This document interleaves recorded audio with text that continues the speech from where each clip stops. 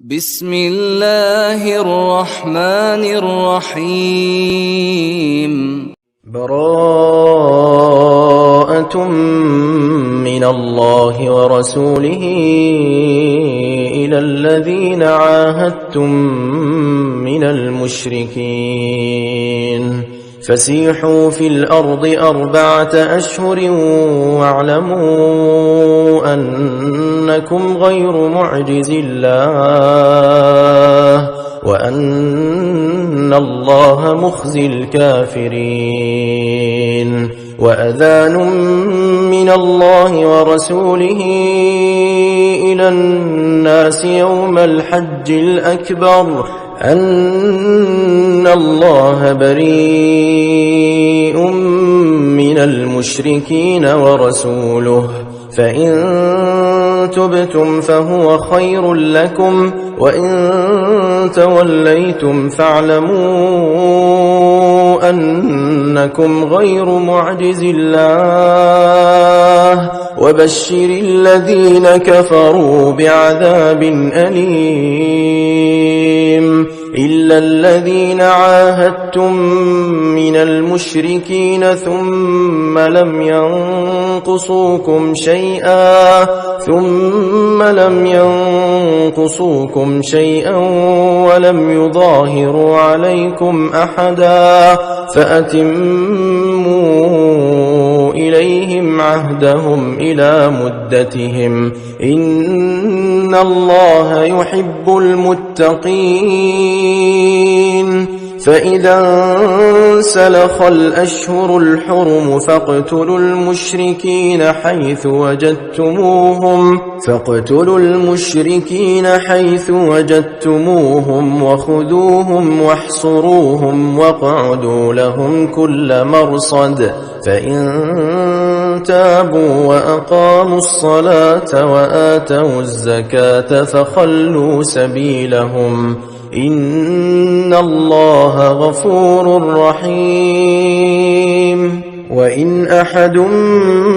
من المشركين استجارك فأجره حتى يسمع كلام الله ثم أبلغه مأمنه ذلك بأنهم قوم لا يعلمون كيف يكون للمشركين عهد عند الله وعند رسوله إلا الذين عاهدتم عند المسجد الحرام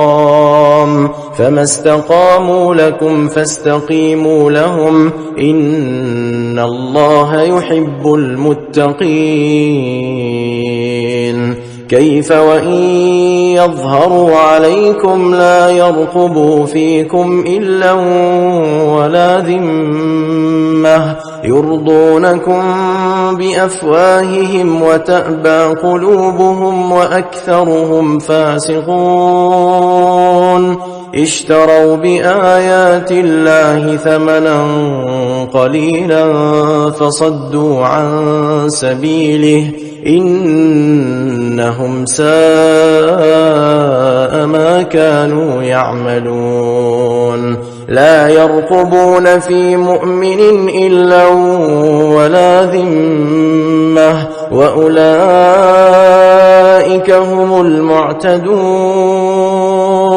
فإن تابوا وأقاموا الصلاة وآتوا الزكاة فإخوانكم في الدين ونفصل الآيات لقوم يعلمون وإن نكثوا أيمانهم من بعد عهدهم وطعنوا في دينكم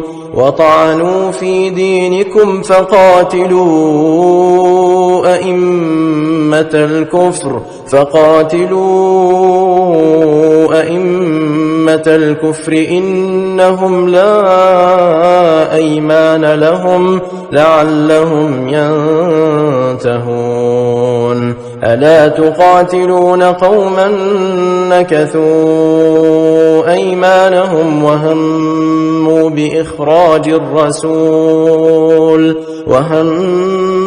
بإخراج الرسول وهم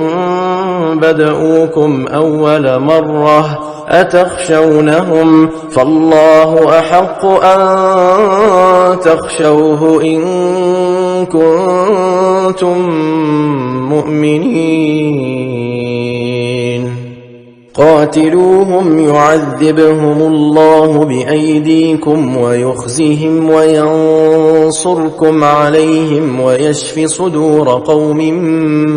مؤمنين ويذهب غيظ قلوبهم ويتوب الله على من يشاء والله عليم حكيم أم حسبتم أن تتركوا ولما يعلم الله الذين جاهدوا منكم ولم يتخذوا من دون الله ولا رسوله ولا المؤمنين وليجة والله خبير بما تعملون ما كان للمشركين أن يعمروا مساجد الله شاهدين على أنفسهم بالكفر أولئك حبطت أعمالهم وفي النار هم خالدون إنما يعمر مساجد الله من آمن بالله واليوم الآخر وأقام الصلاة وآتى الزكاة ولم يخش إلا الله فعسى أولئك أن يكونوا من المهتدين أجعلتم سقاية الحاج وعمارة المسجد الحرام كمن آمن بالله واليوم الآخر وجاهد في سبيل الله لا يستوون عند الله والله لا يهدي القوم الظالمين الذين آمنوا وهاجروا وجاهدوا في سبيل الله بأموالهم وأنفسهم أعظم درجة عند الله وأولئك هم الفائزون يبشرهم ربهم برحمة منه ورضوان وجنات لهم فيها نعيم مقيم خالدين فيها أبدا إن الله عنده أجر عظيم يا أيها الذين آمنوا لا تتخذوا آباءكم وإخوانكم أولياء إن استحبوا الكفر على الإيمان ومن يتولهم منكم فأولئك هم الظالمون قل إن كان آباؤكم وأبناؤكم وإخوانكم وأزواجكم وعشيرتكم وأموال اقترفتموها وتجارة تخشون كسادها ومساكن ترضونها أحب إليكم من الله ورسوله وجهاد في سبيله فتربصوا حتى يأتي الله بأمره والله لا يهدي القوم الفاسقين لقد نصركم الله في مواطن كثيرة ويوم حنين إذ أعجبتكم كثرتكم فلم تغن عنكم شيئا وضاقت عليكم الأرض بما رحبت ثم وليتم مدبرين ثم أنزل الله سكينته على رسوله وعلى المؤمنين وأنزل جنودا لم تروها وعذب الذين كفروا وذلك جزاء الكافرين ثم يتوب الله من بعد ذلك على من يشاء والله غفور رحيم يا أيها الذين آمنوا إنما المشركون نجس فلا يقربوا المسجد الحرام بعد عامهم هذا وإن خفتم عيلة فسوف يغنيكم الله من فضله إن شاء إن الله عليم حكيم قاتلوا الذين لا يؤمنون بالله ولا باليوم الآخر ولا يحرمون ما حرم الله ورسوله ولا يدينون دين الحق من الذين أوتوا الكتاب حتى يعطوا الجزية عن يد وهم صاغرون وقالت اليهود عزير ابن الله وقالت النصارى المسيح ابن الله ذلك قولهم بأفواههم يضاهئون قول الذين كفروا من قبل قاتلهم الله أنى يؤفكون اتخذوا أحبارهم ورهبانهم أربابا من دون الله والمسيح ابن مريم وما أمروا إلا ليعبدوا إلها واحدا لا إله إلا هو سبحانه عما يشركون يريدون أن يطفئوا نور الله بأفواههم ويأبى الله إلا أن يتم نوره ولو كره الكافرون هو الذي أرسل رسوله بالهدى ودين الحق ليظهره على الدين كله ولو كره المشركون يا أيها الذين آمنوا إن كثيرا من الأحبار والرهبان ليأكلون أموال الناس بالباطل ويصدون عن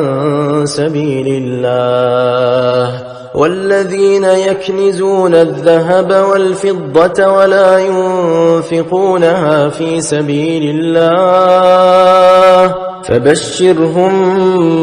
بعذاب أليم يوم يحمى عليها في نار جهنم فتكوى بها جباههم وجنوبهم وظهورهم هذا ما كنزتم لأنفسكم فذوقوا ما كنتم تكنزون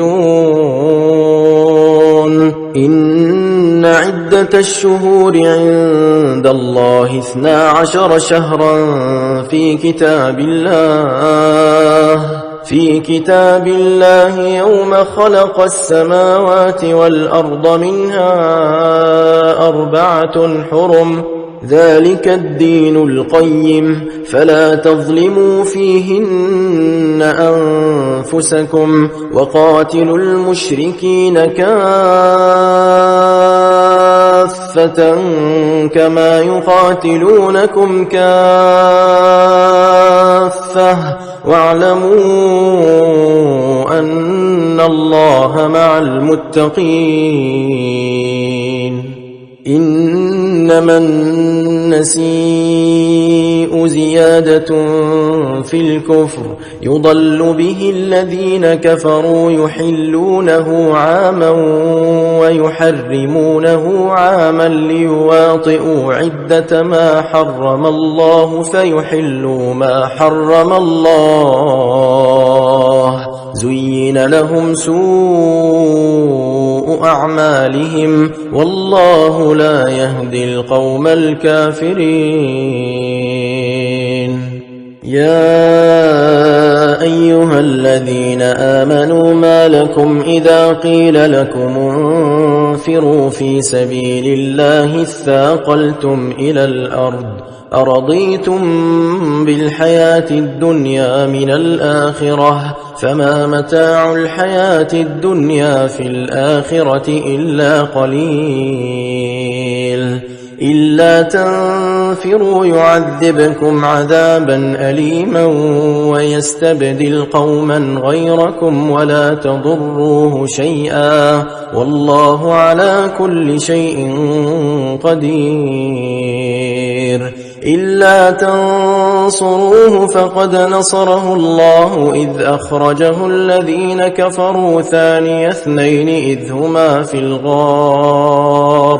إذ هما في الغار إذ يقول لصاحبه لا تحزن إن الله معنا فأنزل الله سكينته عليه وأيده بجنود لم تروها وجعل كلمة الذين كفروا السفلى وكلمة الله هي العليا والله عزيز حكيم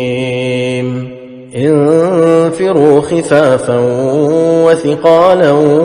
وجاهدوا بأموالكم وأنفسكم في سبيل الله ذلكم خير لكم إن كنتم تعلمون لو كان عرضا قريبا وسفرا قاصدا لاتبعوك ولكن بعدت عليهم الشقة وسيحلفون بالله لو استطعنا لخرجنا معكم يهلكون أنفسهم والله يعلم إنهم لكاذبون عفى الله عنك لما أذنت لهم حتى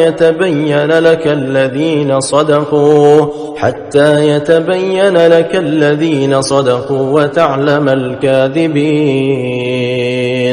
لا يستأذنك الذين يؤمنون بالله واليوم الآخر أن يجاهدوا بأموالهم وأنفسهم والله عليم بالمتقين إنما يستأذنك الذين لا يؤمنون بالله واليوم الآخر وارتابت قلوبهم فهم في ريبهم يترددون ولو أرادوا الخروج لأعدوا له عدة ولكن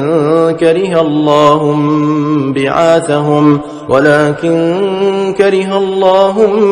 بعاثهم فثبطهم وقيل اقعدوا مع القاعدين لو خرجوا فيكم ما زادوكم إلا خبالا ولأوضعوا خلالكم يبغونكم الفتنة وفيكم سماعون لهم والله عليم بالظالمين لقد ابتغوا الفتنة من قبل وقلبوا لك الأمور حتى جاء الحق وظهر أمر الله وهم كارهون ومنهم من يقول ائذن لي ولا تفتني ألا في الفتنة سقطوا وإن جهنم لمحيطة بالكافرين إن تصبك حسنة تسؤهم وإن تصبك مصيبة يقولوا قد أخذنا أمرنا من قبل ويتولوا وهم فرحون قل لن يصيبنا إلا ما كتب الله لنا هو مولانا وعلى الله فليتوكل المؤمنون قل هل تربصون بنا إلا إحدى الحسنيين ونحن نتربص بكم أن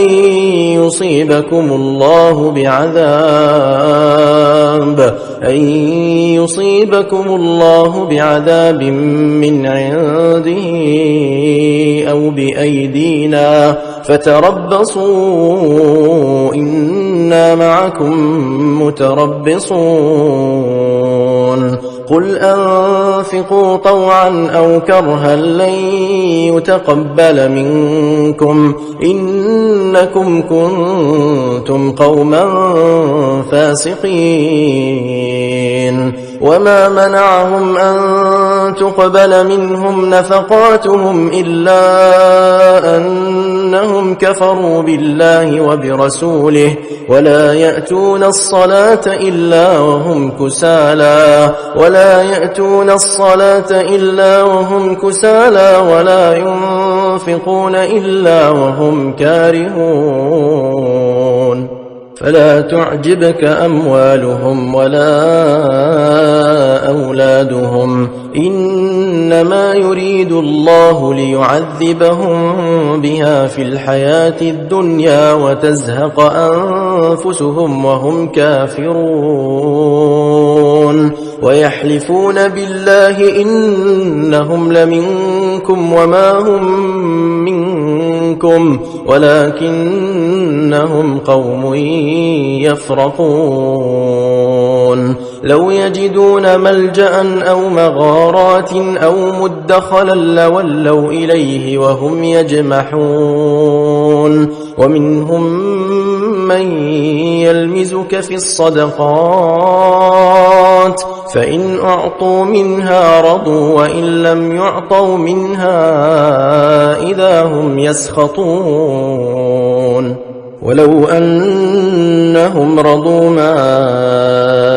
آتاهم الله ورسوله وقالوا حسبنا الله سيؤتينا الله من فضله ورسوله إنا إلى الله راغبون إنما الصدقات للفقراء والمساكين والعاملين عليها والمؤلفة قلوبهم وفي الرقاب والغارمين وفي سبيل الله وابن السبيل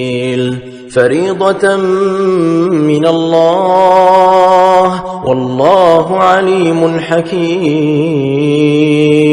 ومنهم الذين يؤذون النبي ويقولون هو أذن قل أذن خير لكم يؤمن بالله ويؤمن للمؤمنين ورحمة للذين آمنوا منكم والذين يؤذون رسول الله لهم عذاب أليم يحلفون بالله لكم ليرضوكم والله ورسوله أحق أن يرضوه إن كانوا مؤمنين ألم يعلموا أنه من يحادد الله ورسوله فأن له نار جهنم خالدا فيها ذلك الخزي العظيم يحذر المنافقون أن تنزل عليهم سورة تنبئهم بما في قلوبهم قل استهزئوا إن الله مخرج ما تحذرون ولئن سألتهم ليقولن إنما كنا نخوض ونلعب قل أبالله وآياته ورسوله كنتم تستهزئون لا تعتذروا قد كفرتم بعد إيمانكم إن نعف عن طائفة منكم نعذب طائفة بأنهم كانوا مجرمين المنافقون والمنافقات بعضهم من بعض يأمرون بالمنكر وينهون عن المعروف ويقبضون أيديهم نسوا الله فنسيهم إن المنافقين هم الفاسقون وعد الله المنافقين والمنافقات والكفار نار جهنم خالدين فيها هي حسبهم ولعنهم الله ولهم عذاب مقيم كالذين من قبلكم كانوا أشد منكم قوة وأكثر أموالا وأولادا فاستمتعوا بخلاقهم فاستمتعتم بخلاقكم كما استمتع الذين من قبلكم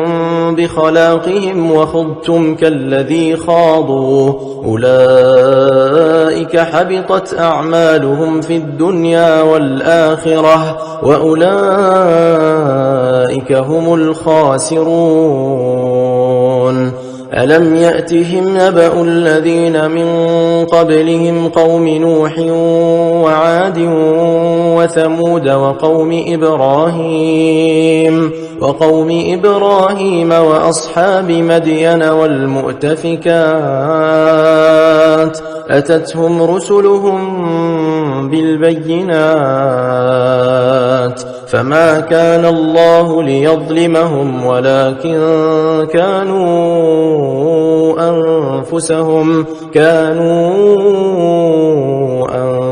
أنفسهم يظلمون والمؤمنون والمؤمنات بعضهم أولياء بعض يأمرون بالمعروف وينهون عن المنكر ويقيمون الصلاة ويؤتون الزكاة ويطيعون الله ورسوله أولئك سيرحمهم الله إن الله عزيز حكيم وعد الله المؤمنين والمؤمنات جنات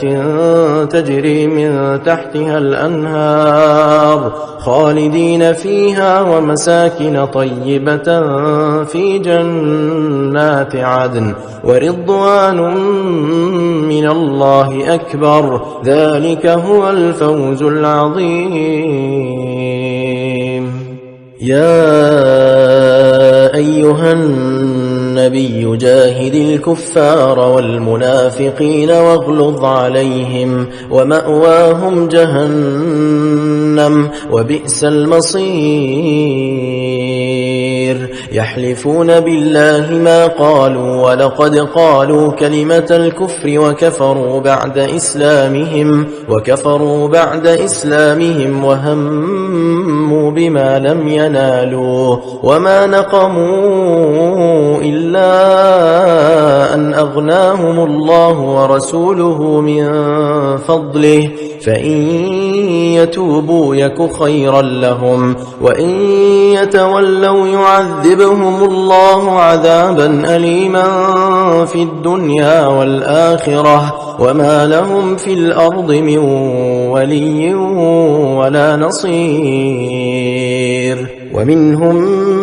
من عاهد الله لئن آتانا من فضله لنصدقن ولنكونن من الصالحين فلما آتاهم من فضله بخلوا به وتولوا وهم معرضون فأعقبهم نفاقا في قلوبهم إلى يوم يلقونه بما أخلفوا الله ما وعدوه وبما كانوا يكذبون. ألم يعلموا أن الله يعلم سرهم ونجواهم وأن الله علام الغيوب. الذين يلمزون المطوعين من المؤمنين في الصدقات والذين لا يجدون إلا جهدهم فيسخرون منهم سخر الله منهم ولهم عذاب أليم. استغفر لهم أو لا تستغفر لهم إن تستغفر لهم 70 مرة فلن يغفر الله لهم ذلك بأنهم كفروا بالله ورسوله والله لا يهدي القوم الفاسقين. فرح المخلفون بمقعدهم خلاف رسول الله وكرهوا أن يجاهدوا بأموالهم وأنفسهم في سبيل الله وقالوا لا تنفروا في الحر قل نار جهنم أشد حرا لو كانوا يفقهون. فليضحكوا قليلا وليبكوا كثيرا جزاء بما كانوا يكسبون. فإن رجعك الله إلى طائفة منهم فاستأذنوك للخروج فقل لن تخرجوا معي أبدا ولن تقاتلوا معي عدوا إنكم رضيتم بالقعود أول مرة فاقعدوا مع الخالفين. ولا تصل على أحد منهم مات أبدا ولا تقم على قبره إنهم كفروا بالله ورسوله وماتوا وهم فاسقون. ولا تعجبك أموالهم وأولادهم إنما يريد الله أن يعذبهم بها في الدنيا وتزهق أنفسهم وهم كافرون. وإذا أنزلت سورة أن آمنوا بالله وجاهدوا مع رسوله استأذنك أولو الطول منهم وقالوا ذرنا نكن مع القاعدين. رضوا بأن يكونوا مع الخوالف وطبع على قلوبهم فهم لا يفقهون. لكن الرسول والذين آمنوا معه جاهدوا بأموالهم وأنفسهم وأولئك لهم الخيرات وأولئك هم المفلحون. أعد الله لهم جنات تجري من تحتها الأنهار خالدين فيها ذلك الفوز العظيم. وجاء المعذرون من الأعراب ليؤذن لهم وقعد الذين كذبوا الله ورسوله سيصيب الذين كفروا منهم عذاب أليم ليس على الضعفاء ولا على المرضى ولا على الذين لا يجدون ما ينفقون حرج إذا نصحوا لله ورسوله ما على المحسنين من سبيل والله غفور رحيم ولا على الذين إذا ما أتوك لتحملهم قلت لا أجد ما أحملكم عليه تولوا وأعينهم تفيض من الدمع حزنا ألا يجدوا ما ينفقون إنما السبيل على الذين يستأذنونك وهم أغنياء رضوا بأن يكونوا مع الخوالف وطبع الله على قلوبهم فهم لا يعلمون.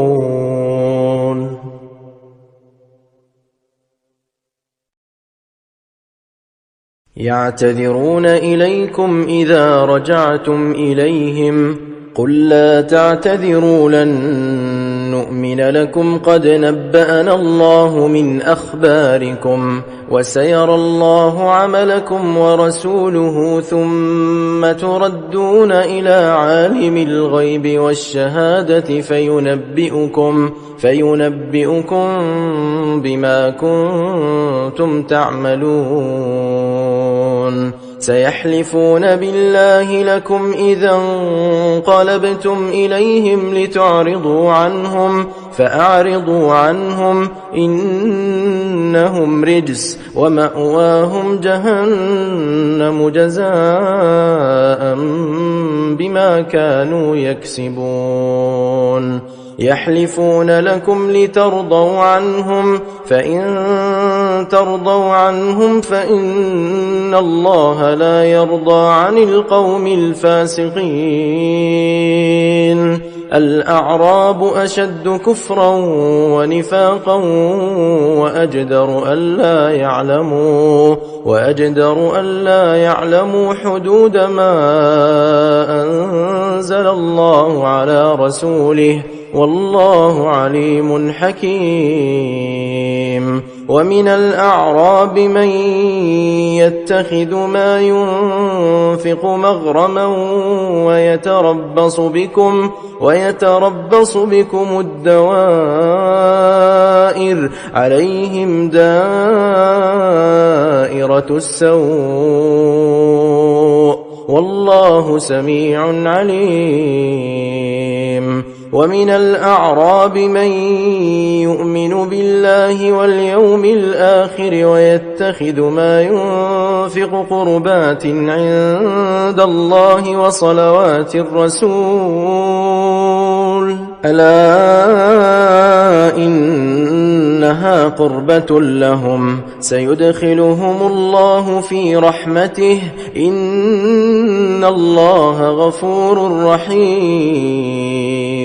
والسابقون الأولون من المهاجرين والأنصار والذين اتبعوهم بإحسان رضي الله عنهم ورضوا عنه وأعد لهم جنات تجري تحتها الأنهار خالدين فيها أبدا ذلك الفوز العظيم. وممن حولكم من الأعراب منافقون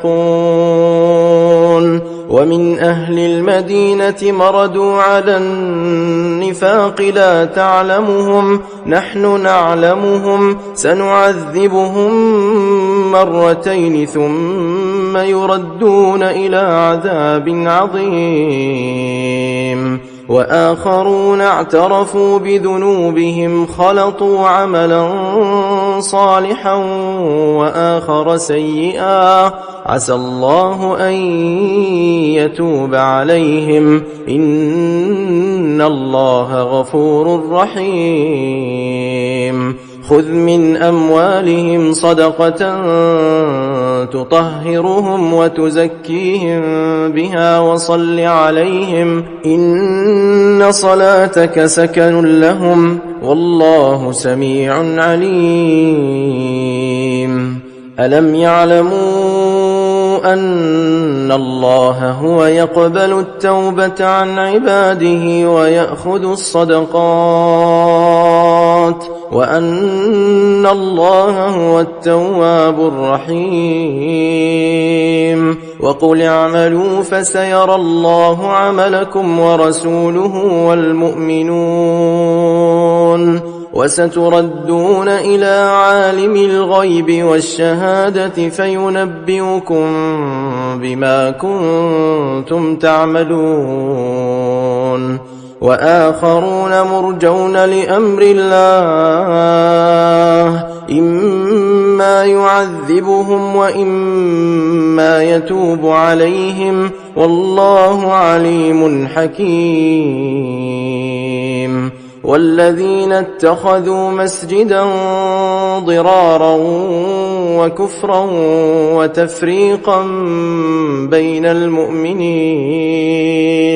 وتفريقا بين المؤمنين وإرصادا لمن حارب الله ورسوله من قبل وليحلفن إن أردنا إلا الحسنى والله يشهد إنهم لكاذبون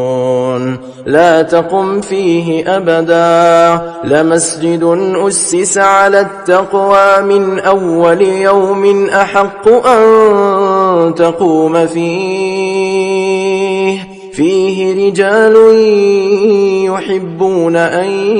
يتطهروا والله يحب المطهرين أفمن أسس بنيانه على تقوى من الله ورضوان خير أم من أسس بنيانه على شفا جرف هار فانهار به في نار جهنم والله لا يهدي القوم الظالمين لا يزال بنيانهم الذي بنوا ريبة في قلوبهم إلا أن تقطع قلوبهم والله عليم حكيم إن الله اشترى من المؤمنين أنفسهم وأموالهم بأن لهم الجنة يقاتلون في سبيل الله فيقتلون ويقتلون وعدا عليه حقا في التوراة والإنجيل والقرآن ومن أوفى بعهده من الله فاستبشروا ببيعكم الذي بايعتم به وذلك هو الفوز العظيم التائبون العابدون الحامدون السائحون الراكعون الساجدون الآمرون بالمعروف والناهون عن المنكر والحافظون لحدود الله وبشر المؤمنين ما كان للنبي والذين آمنوا أن يستغفروا للمشركين ولو كانوا أولي قربى من بعد ما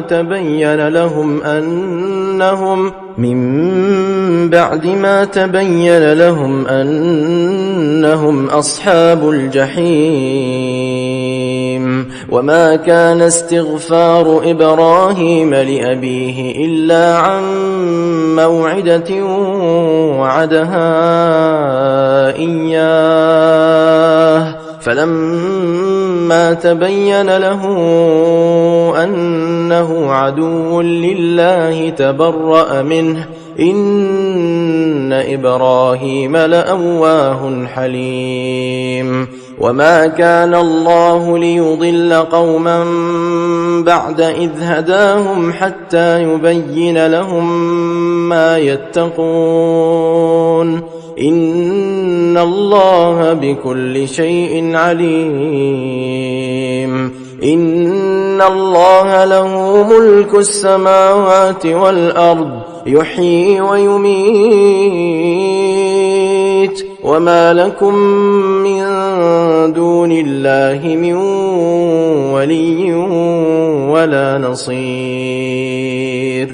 لقد تاب الله على النبي والمهاجرين والأنصار الذين اتبعوه في ساعة العسرة من بعد ما كاد يزيغ قلوب فريق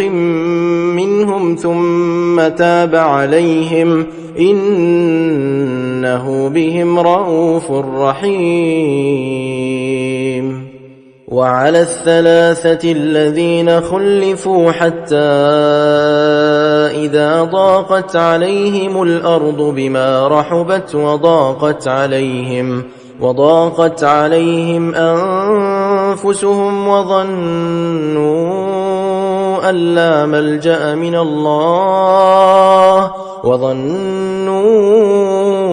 أن لا ملجأ من الله إلا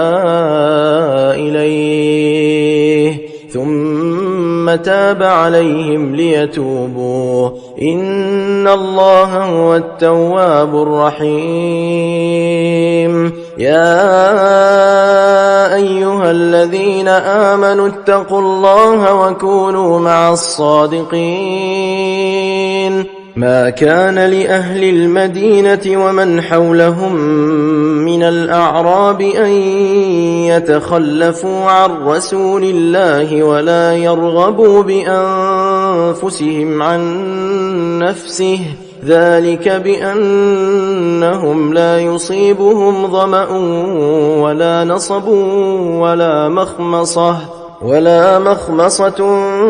في سبيل الله ولا موطئا يغيظ الكفار ولا ينالون من عدو نيلا إلا كتب لهم به عمل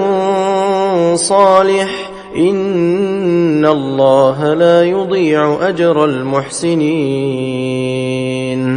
ولا ينفقون نفقة صغيرة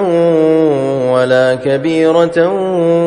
ولا يقطعون واديا إلا كتب لهم ليجزيهم الله أحسن ما كانوا يعملون وما كان المؤمنون لينفروا كافة فلولا نفر من كل فرقة منهم طائفة ليتفقهوا في الدين ولينذروا قومهم إذا رجعوا إليهم لعلهم يحذرون يا أيها الذين آمنوا قاتلوا الذين يلونكم من الكفار وليجدوا فيكم غلظة واعلموا أن الله مع المتقين وإذا ما أنزلت سورة فمنهم من يقول أيكم زادته هذه إيمانا فأما الذين آمنوا فزادتهم إيمانا وهم يستبشرون وأما الذين في قلوبهم مرض فزادتهم رجسا إلى رجسهم وماتوا وهم كافرون أولا يرون أنهم يفتنون في كل عام مرة أو مرتين